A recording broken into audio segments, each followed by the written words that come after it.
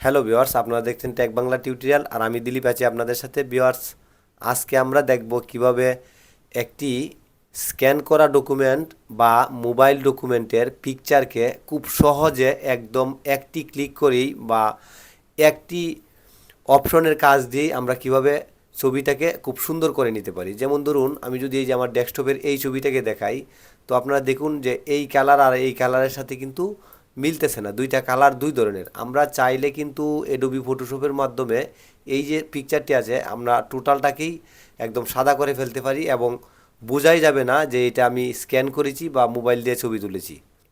তো এই কাজটি করার জন্য আপনাদের সবারই কিন্তু আপনাদের কম্পিউটারে বা ল্যাপটপে অ্যাডোবি ফটোশপটি ইনস্টল থাকতে হবে। তো আমরা অ্যাডোবি ফটোশপে চলে যাব।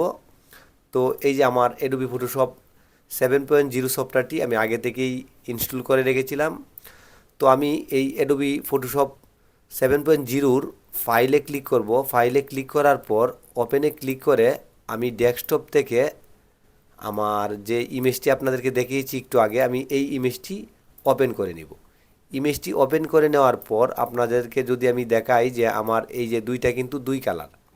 এখন আমি এইটাকে যদি একটি অপশন দ্বারা, অর্থাৎ একটি অপশন হচ্ছে আমি লেবেল দ্বারা, শুধু লেবেল যে লাইটটি আছে আমি ওই লেবেল লাইট দিয়েই কিন্তু এটাকে একদম সাদা করে ফেলতে পারবো, বা দুইটার সাথে একদম বোঝা যাবে না। তো চলুন আমরা এই লেবেলটি আমরা পাবো কোথায়। লেবেলটি পাবো হচ্ছে আমরা ইমেজ অপশনে আসবো, অ্যাডজাস্টমেন্টে আসবো। অ্যাডজাস্টমেন্টে আসার পর এই যে লেবেলস, এইটাতে টিপ দিলে তো এই যে লেবেল আসবে।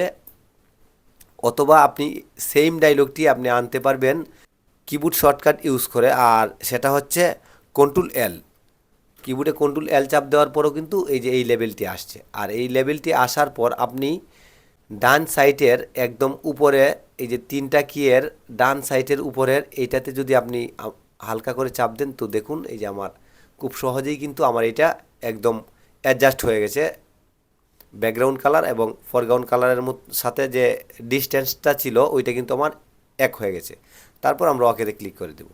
ওকেতে ক্লিক করে দেওয়ার পর যদি আমি আপনাদেরকে বড় করেও দেখাই, তো দেখুন আপনারা কিন্তু বুঝবেনই না যে এটা আলাদা একটা পেজ আমি নিয়েছি বা আলাদা একটা ইয়ে করেছি। দেখুন সিলটাও কত সুন্দর হয়েছে।